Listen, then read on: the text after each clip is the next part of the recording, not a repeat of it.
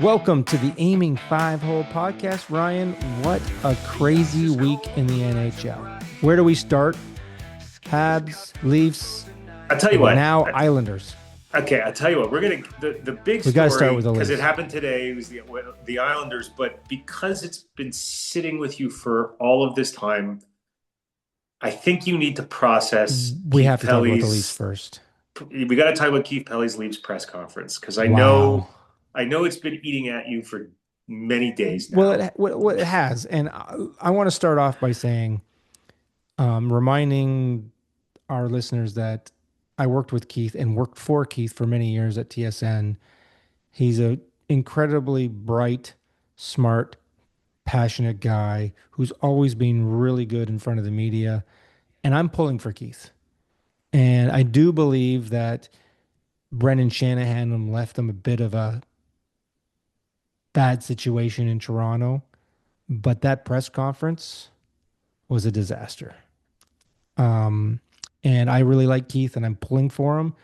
But let's break down a few of the things that he said in that press conference. First of all, blaming the performance this year on the surprise, or what he said, the train that hit them, that was the Montreal Canadiens and the Buffalo Sabres. You're a Habs fan. How do you feel about that statement where they were depending on two perennial teams? Well, let's forget about the Habs for a second. The Buffalo Sabres are a perennial bad team being bad again. And by the way, the Montreal was made the playoffs last year. So how were you hit by a train that was the Montreal Canadiens? You were depending on two teams to be bad to make the playoffs? Really? Like Well, I said, I love Keith and I worked for him and I worked with him when he was at the DP World Tour and I was at NBC Sports. But that was just, I'm sorry, a dumb comment. it's one of the dumber things, honestly, I've ever heard a sports executive say, and I don't say that lightly, because you don't build a team to beat bad teams. You build a team to beat all of the teams. And Right. Buffalo and Montreal, while both of them are probably better than most expected at the beginning of the year, even though a lot of people thought Montreal would take a bit of a step forward, maybe not a 100-point type step forward, but definitely a step forward. There are 31 other teams in the league other than the Toronto Maple Leafs, and you have to construct a roster that is on night after night going to be favored to beat them all Yes. in order to win the Stanley Cup.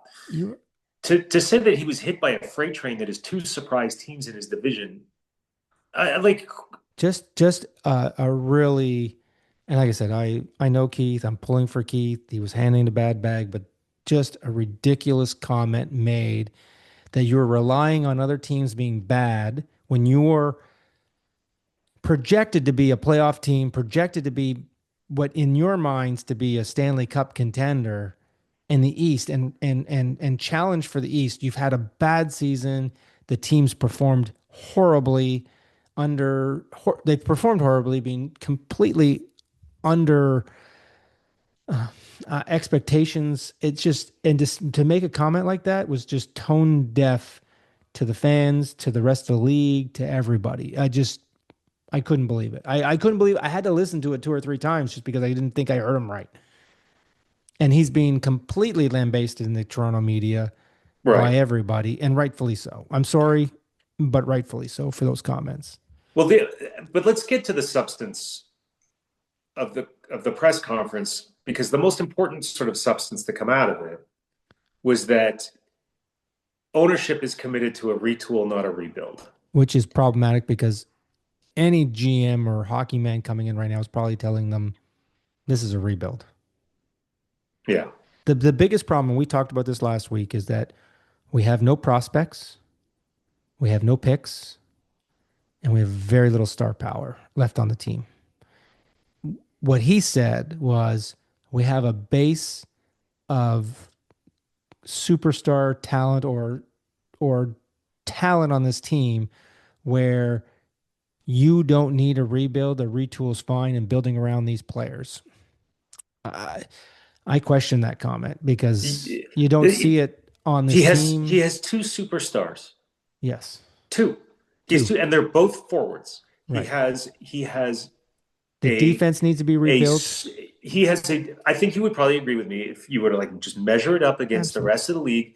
Their blue line is well below average. It's not bottom of the league, Well, I don't think, but it's yeah, well below absolutely. And average. it's not, to me, it's not, look at losing Tavin this year has been a big loss.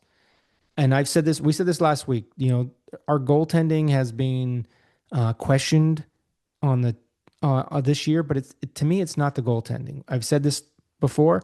We've given up the most. We're playing the most amount of time on our own end than any other team in the league. We're giving up the most amount of chances in high scoring positions on the ice than any other team in the league. The goaltending would have had to, the goaltenders would have standed on their head in order to keep this team competitive because we're just giving up too many chances in high scoring areas. Like it's just the team defensive structure of this team has been terrible from day one, and And they've by the never way, just to get recovered. back to what you were saying, Chris Tanev is 36 years old. Yes, If you're banking your postseason hopes and the quality of your team on a 36-year-old defensive defenseman, you're absolutely. screwed. You're absolutely screwed. And by the way, But he's been a I big think piece. I think just to add a little bit to your point before, I think that part of the goaltender injury issues stems from the number of high danger scoring Oh, chances they we've give been up. outshot badly. We've given up more shots than any other team in the league, And other than the New York Rangers. the more action directly in front of the crease, the more the chances go up of a tweaked knee, a tweaked shoulder, a tweak Absolutely, everything. Like I think absolutely. there's got to be a positive correlation.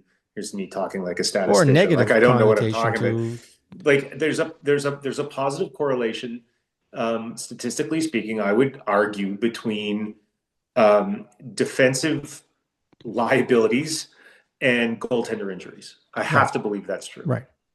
Absolutely. And look at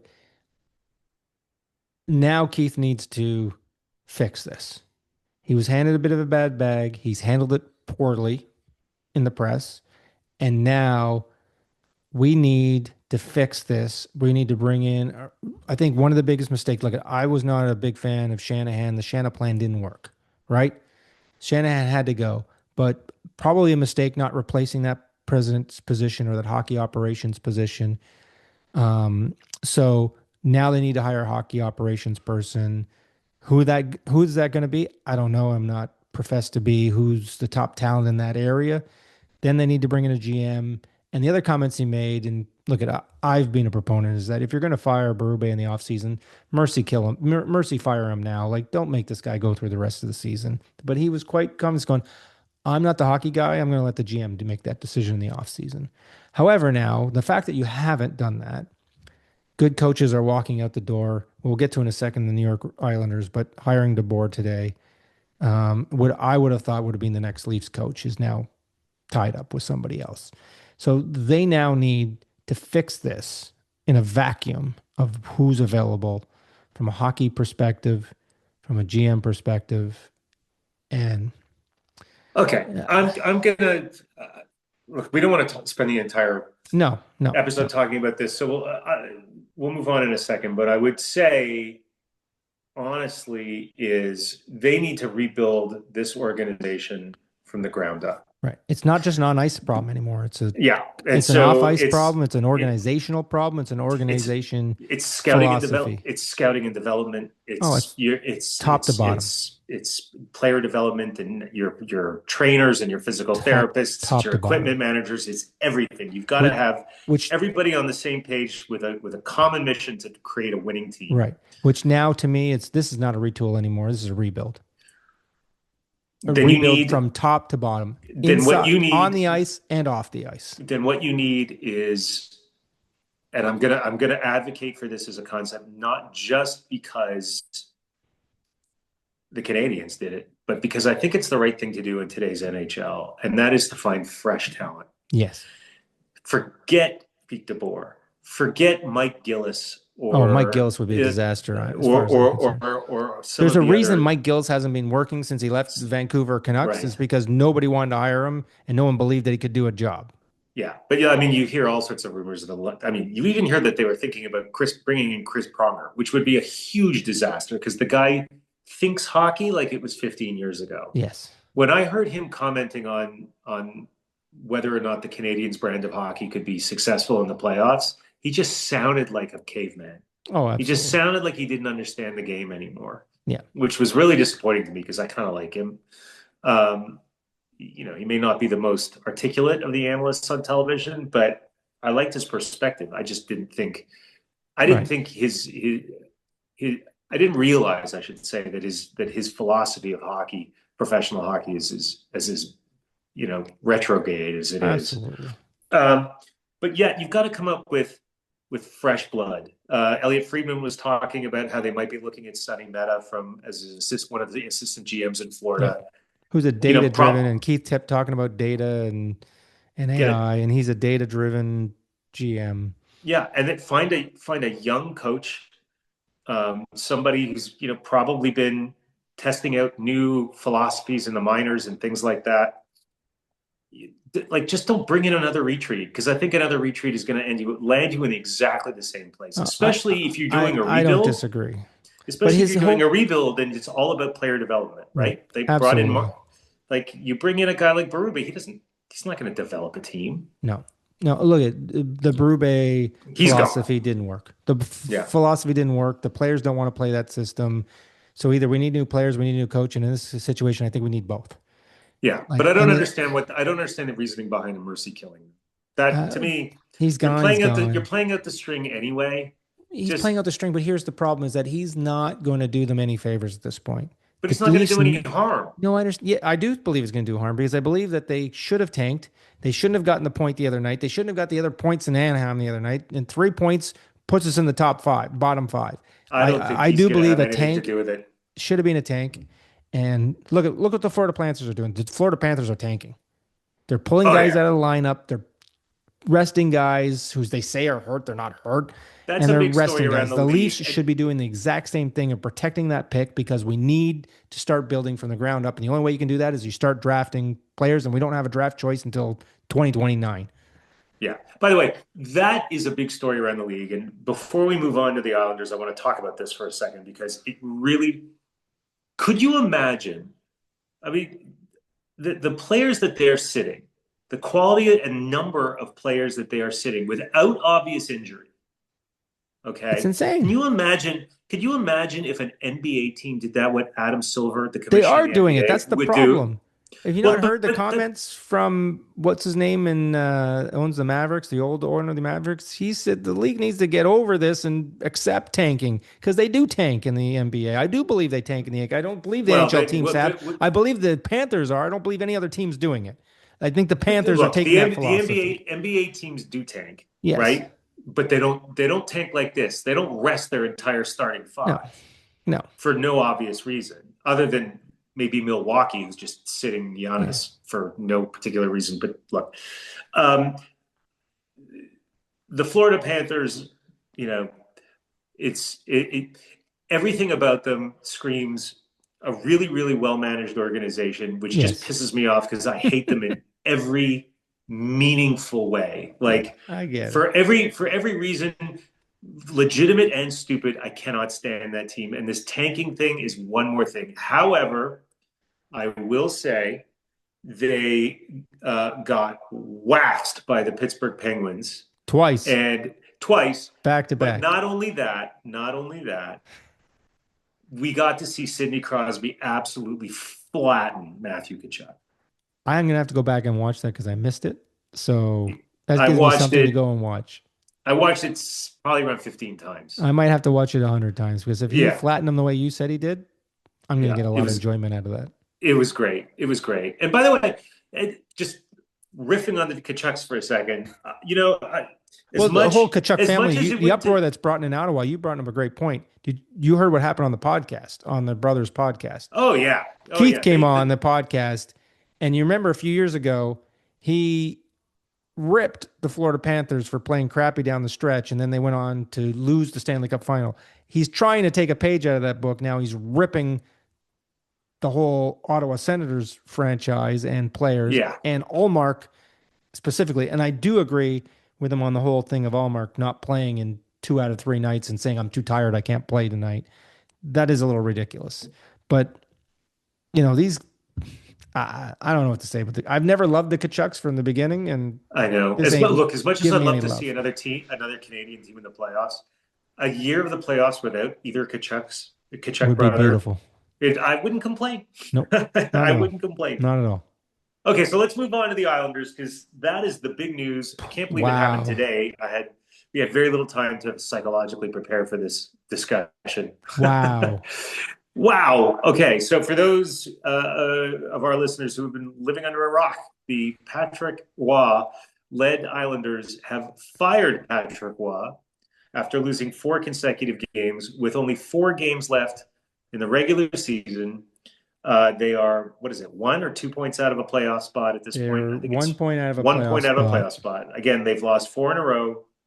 Um, I guess 7 out of their last 10. And they bring in Pete Deboer, who is an amazing coach at almost getting you there.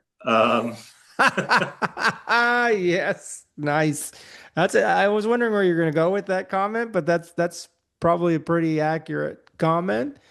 But Yeah, I think the interesting part of this is that before this firing, with 4 games left in the season, no other coach has been fired with less games in the season than 8. The last time yep. before it happened this year with Vegas firing Cassidy and bringing in Tortorella was the year that the New Jersey Devils fired Peter Fatorik and brought in Robinson, and then the New Jersey Devils went on that year to win the Stanley Cup Finals. So all of a sudden, the Knights then do it 4 games ago and or 3 games ago and bring in Torts, thinking that they're going to go on a run here. Now we'll They talk about that did. in a second. Well, They beat two of the worst teams in they the beat league. 2 of the 3 worst teams in the league. Oilers, I'll give it to them, but the 2 of the 3 worst. They brought them in a pancake situation. We'll see what happens going forward with the last few games of the season. Right. But 4 games left in the season, you fire your coach Yeah, and it's to hope me, that it's that's just insane to me that you fire your coach with 4 games left in the season and hope that's going to spark this team and not just freak them the hell out. I honestly I don't I I have a They're lot a of respect. fragile team to begin with. Yeah, look, I've got a lot of respect for Matthew Darsh. I think he's made some pretty amazing moves. This is bold. So this one's super bold though, and I I don't know where to go with that. Well, That's like I said, I know you made your comment about the Leafs shouldn't care about DeBoer. I was actually thought DeBoer would be a good fit in Toronto as a coach, depending on what happens going forward. But wow, if you're four going games left in the season. if you're I'm if no your Islanders goal if your fan. goal if your goal is for the Leafs to almost win their first Stanley Cup since 1967, I'll take then almost over what's going on right now. then Pete DeBoer is your guy. I'll take almost over what's going on right now. By the way, did you see the Kings? The Kings social media team absolutely roasted the Leafs. I didn't Um, see it. yeah, I they posted the final score for the game and showed Toronto 6, LA 7, and they said, "Huh, ironic. It's the same year that oh the Leafs yeah, I last did won the see Stanley that. Cup." Yes, I did. Yeah, 67. Yeah, I did see that. Yeah. You know what though? Where are the Kings right now? Oh, look at that. Still a point out of the playoffs. But you know what? Look, I said the Kings were going to make the Stanley Cup playoffs, and I still hope they do over the Well, Knights. But you need that second round draft pick for Scott I Lyons. do need the second line draft pick. But like the Islanders thing, To just me, it's mind blowing. I like, what's the best possible thing that could happen to make a move like that? oh Like, my you god. think that they're going to go on a crazy run and win the Stanley Cup, Well, like the Devils did, who are a well, much I better think team? they're hoping the same thing that what's just happened the last 3 games with the Knights. They get the coach's bump, at least gets them into the playoffs, Uh and who huh. knows what happens from there. Do we think they're going to win the Stanley Cup playoff finals? No, but I think they're hoping that this gives them a little bump, gets them into the playoffs, and who knows from there. We've all said the East is wide open. I don't think it's as wide open as the New York Islanders, but Yeah. they could make the playoffs, right? They make the playoffs and whatever. Because they're only a point out of the second wild card, but they're also only a point out of being third in the Metropolitan Division. So True. they It's not a it's power not for this. division. They're playing for two spots, not just one, right? Yeah. So who knows? That gets them that bump to get them back over Philly now. That puts them in the Metropolitan Division third place, and it gets them, a better spot and a hope. But wow, who Well, knows? clearly they're not worried about the X's and the O's because you don't No, bring in a coach with 4 games left if you're like no. thinking about making some tactical Well, changes in what your you also game. hear, what you've heard from Tortorella over the last 3 days is that, or the last week, is that I'm not coming in to change the structure. I'm not coming in to change how they play. I'm coming in to motivate them. I'm coming in to give them confidence. I'm coming in to provide the guidance and the wisdom and blah, blah, blah, BS to try and help them steady the ship and move them in the right direction. Right. And Mm, I think the Islanders is the same way. This is that coach's bump that we talked about with the Knights that you're right. hoping the same thing. Right. Right. And by the way, I don't think this move is, I mean, the timing of it is kind of insane. Although you're making I won't say compelling, but you're making a reasonable case for why they might do it. Right. But I also would say this. But I'll remind you that I thought that Roy was going to get fired no matter what in the offseason for that business that he pulled Oh, sitting the Barzal line for an entire third period over well, one he dumb lost mistake that they to made. your point, he lost the room as well. Just the same That'll way kill that Cassidy you did. lose the room for you sit your number one line because Oh, one guy messed up absolutely. to send that kind of message in a game that you really need to win. Right. That to me that sealed his fate right there. But I would also say this, the difference between what the Knights have did and why is very different than what the Islanders did and why, because look, you can pull all the experts in the world and you'll say the talent right now on the Knights are a Stanley Cup worthy, talented team. Forget about their goaltending, Mm, but the talent on the forwards and defensive situation compared to what the Islanders have, is Schaefer or better. not, is way better. And the Yeah, they're much chances, better than the if the Islanders. if the if the Knights weren't in the West and having to face potentially Colorado, Dallas, or Minnesota, they do have a team that technically on paper could win the Western Division. No one is going to say that about the Islanders about the East. Mm-hmm. They do not have the talent on that team to be the one thing that's the saviors, the thing that's helping hurting the Knights. The Islanders have the goaltending, Yes. right? That's what saved the Islanders all year long. The Knights have the complete opposite issue. They got a great mix of forwards that may not be gelling and players that gelling the right way, but they got terrible goaltending. The Islanders are the opposite. They've got a mediocre, Right. talented team with a great goaltender. So let's move on. But it's Okay. crazy what's happened. Let's talk about your Montreal Canadiens because Sure. what happened tonight, losing 3-0. I think it was a tired Cole team. Caulfield is gotten to the precipice of 49 goals, potentially the first guy to score 50 since Stefan Richer in 1989-90, who got 51 that year. He can surpass him as the greatest goal scoring Hab in modern time. Mm-hmm. First guy since Guy Lafleur to score 25 goals on the road in since 1979-80. This kid is something special. What happened tonight? Okay. So, well, he hasn't And they were scored on in an two 8 game games. winning streak going into tonight. Yeah. So they were on an 8 game winning streak and they played amazingly in some of these games, even though they got outshot in a lot of them, especially but some of the stronger teams like Carolina and Tampa. But their defensive structure was great. They didn't make a ton of mistakes. Their puck management was top notch. And where things went south the last couple of games was starting last night, their puck management was awful. They looked a little bit like the team that lost consecutive games to Anaheim and San Jose a few weeks ago, or a couple weeks ago, before this whole streak started. And those two games are what flipped them around because the team realized they needed to get their act together. And hopefully, these two games, they were fortunate enough to hold on and win last night. But tonight, I think it was the second half of a back to back. It was the first game home after a long 5 game road trip. Regardless of the energy in the building, which was off the charts because everybody wanted to see Caulfield get his 50th. They wanted to see See it Slavkovsky get it at get his home. 30th. They want to see it. Well, they've got the next three at home as well, so I'm He sure he'll should get get it. it. But and, they want to see Suzuki get to 100 points for the first time since Matt Naslin back in I don't know what year that Jeez, was. pull that year out of your hat. Forget it. But but yeah, there was a lot of hype. There was a lot of excitement.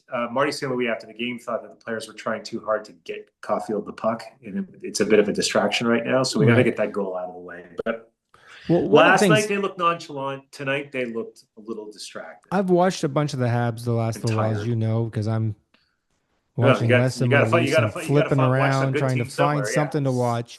One of the things I've noticed is, and in watching the games, I'm actually surprised at the end of the game when I look at the shot clock and I see them being badly outshot. These guys are dominating some games in the offensive zone and not getting the scoring chances because they're not shooting the freaking puck. Yeah. And I They're think, trying to pass their way into a better situation, shoot yeah, the puck, put it yeah. on the net, and they're not doing it. I can't argue with that. The that comes in a couple of forms. I think your top two lines are being very slick and looking for the perfect play, and they're scoring enough goals to say maybe that's not the worst the worst tactic in the world because they're the I don't know second, third highest scoring team in the league. But the bottom two lines, who are sort of advanced stat darlings at this point in terms of possession time.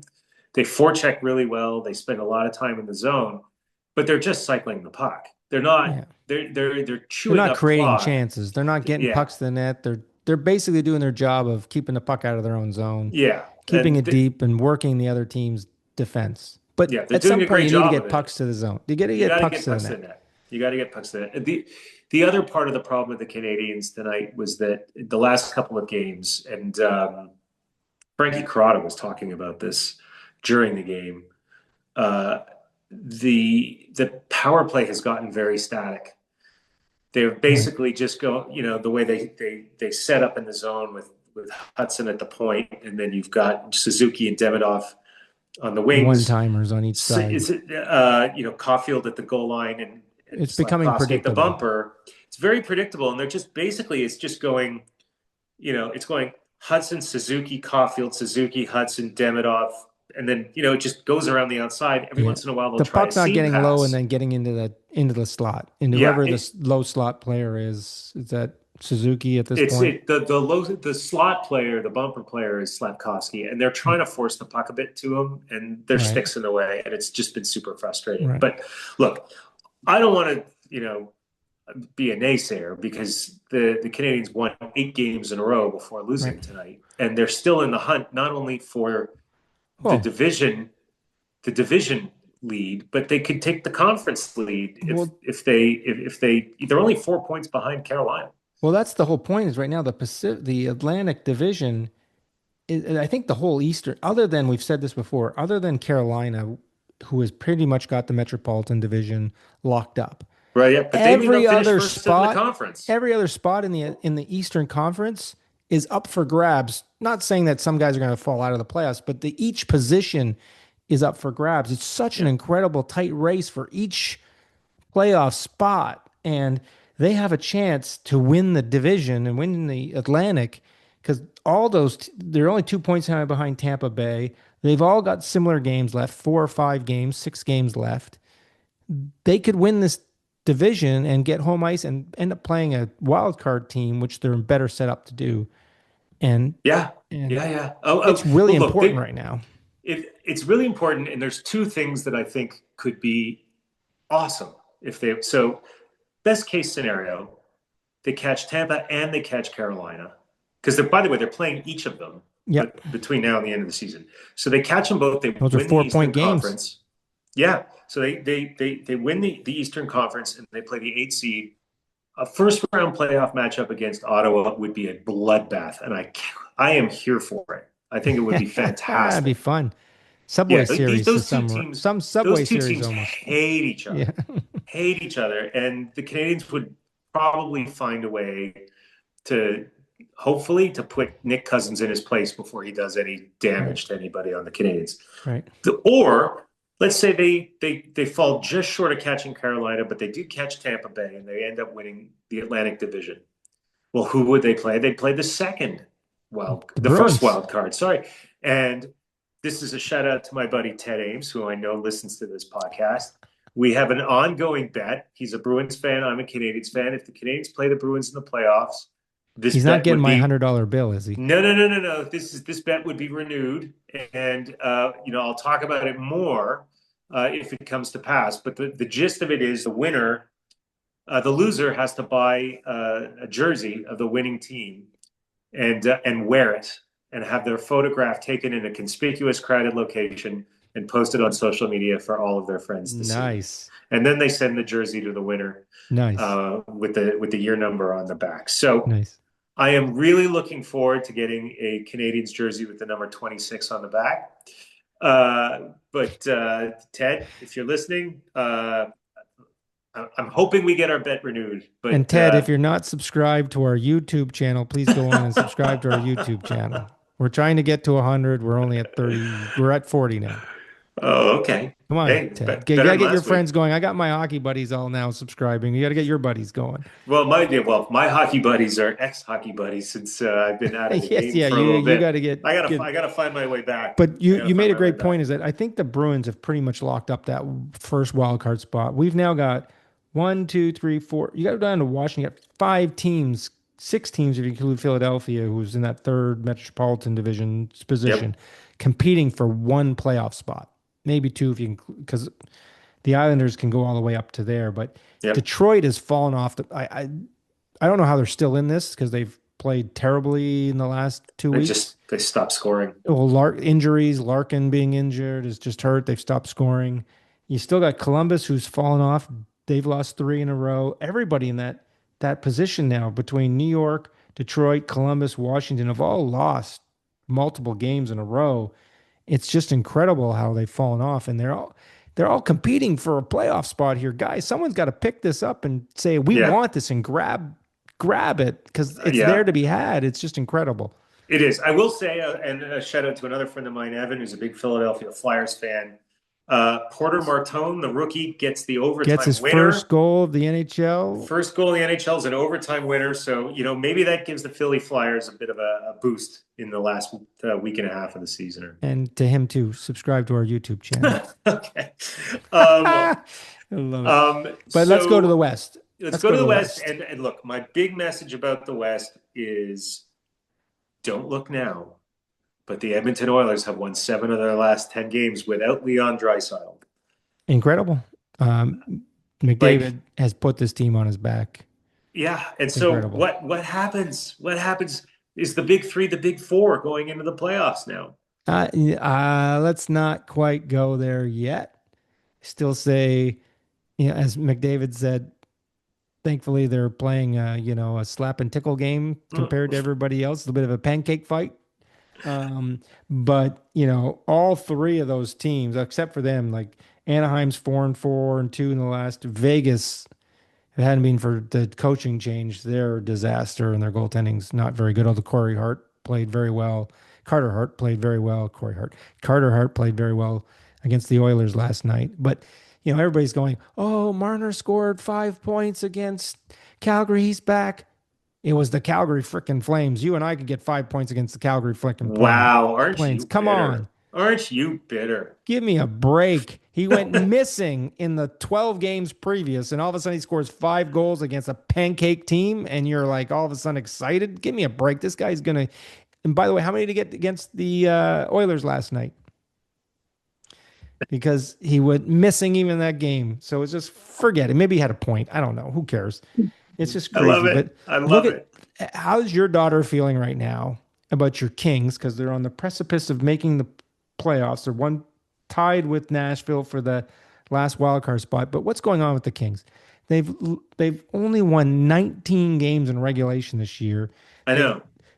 they've They, 31 they, wins, 19 in regulation, 12 games in OT, and they've lost 31 games in overtime, most record of all time. If it hadn't been for the point, This It's team, the like the weirdest. Vegas Knights, would be so far out of this thing, it isn't It's crazy. literally the weirdest. I don't know how do you the weirdest standings line. I guess like I don't know how you. I don't know. Is it a line in the standings? But they are 31, 26, and 19. It's just like, come What is on. that? Well, in 31 of those games, only 19 have won in regulation. Yeah, It's crazy. I don't know. That's a weird one. The good news is they've been waiting all season for Quentin Byfield to start playing like Quentin Byfield, Quentin he Byfield, showed up. and he showed up. So hopefully, maybe he can put the team on his back, along with the bread man and Kempe, and get them into the playoffs. Who knows? Your your daughter's not out here to give us the business. No, no. Honestly, like if she were here, she'd still be angry about Trevor Moore ruining the game against Montreal. I think like that may have ruined the season for her. But you still look at that, forget about the Central Division, which is so far out ahead of everybody else. Yeah. You've still got now, same thing. There's five teams competing for one playoff spot. They're Yep. so bunched up between Nashville, LA, San Jose's gone in a bit of a tank. As much as Celebrini last week had the week of his life. He had that game. I forget who he played. Was it Anaheim or he was just Oh yeah, it was incredible. He took Anaheim when he had 2 goals, took 2 assists. Yeah. took over. Like I told you to go watch the highlights of the game because I watched two of those three periods. What he was doing was just incredible. This kid, just every time I watch him, I just in awe of him more and more. He's a Um, special, special kid. all of a sudden, Winnipeg's back in this somehow. The Blues aren't out of it. The Kraken have lost three in a row, so they're kind of falling out of it. But still, like I need, as a Leaf fan, I want all those teams to start playing well because I want them to leapfrog the Leafs. But this next 2 weeks, we're 2 weeks away from the Stanley Cup playoffs starting, and very little has been decided. Yeah, very little. And by the way, Very Gary little has been Bettman decided. loves it. Gary Yes, Bettman loves this. The more, absolutely. the more teams that are sort of in the mix at this time of year, the better. Look, you got to give the shout out now. The Buffalo Sabres, first time in the playoffs in 15 years. Yeah, Congratulations. yeah, They're now officially in 15-year drought over, which yep. now makes the Detroit Red Wings of all teams. Would you ever think you were saying this? The Detroit Red Wings now are the team with The the longest longest drought. drought in the NHL. Would you ever think you were going to say that? The years You of this know, team, the years that they were so good and managed to perennial stay good for, playoffs, yeah, and now you look at it's a who knows what cyclical goes on in game. Toronto. I hate to say this, but I said this a few weeks ago. Toronto is a few more bad moves from becoming the 1980s again and having the same issue The Howard and Barrel not years. making the playoffs for years on end. If Yeah. we don't make the right choices in the next 2 or 3 months, we're going to become the Detroit Red Wings and the Buffalo Sabres. And we're going to be Wow. Okay. So back in the we're gonna 1980s. start this episode and end this episodes with all of the Maple Leaf doom and gloom you can hear. It's Let's, the Maple Leaf doom and gloom bookends. There's a title. yeah. There's a title for the episode There you go. right there. Doom and gloom Leafs. But look, I'm excited because of so many things that can happen over the next 2 weeks. I'm watching so much hockey that's not just the Leafs. I've been watching so much of other teams playing and enjoying it because I don't have any stress right now because I know my team is in the I crapper. know it's It's fantastic, and it's fantastic. I'm watching a lot of the Habs. I'm watching a lot of the Oilers. I'm watching a lot of San Jose. I've watched a lot of the Golden Knights lately. I've And been watching Colorado I'm too. watching a lot of Colorado. It's fun hockey. How Yeah. exciting. How deep is that team? When you watch Yeah. this team, how deep is that team? Yeah. Every line Top comes to at you. bottom. And they're rolling again. They're absolutely rolling again. It's exciting to watch. They're still the Stanley Cup favorite. So, anyways, we got to get off the air here. What are you looking forward to over the next 2 weeks as we lead into the playoffs? What are you looking forward to? The race for the race for the Eastern Conference crown. Yep. Let's let's go Habs, go Habs, go. Let's see what Nice. we can do here. I got two things. I'm waiting for my Habs hat. And anybody that's watching this and not just listening, for the first episode, since I'm we've gone ordering on it right camera, now. I'm not wearing a hat I'm ordering it right now. because I'm on I do not Amazon have the ordering it. Habs hat that Ryan has said that I could have. I'm excited about that, and I'm excited to your point about some of these races and how they're going to finish off. It's going to be so interesting to see how this plays out coming into the playoffs. I'm excited to see the Habs finish, and I'm hoping that they pull out the title here. Buffalo is going to be fun, and I'm with you. I'm hoping that we're a Kachuk less Kachuk less playoffs this year.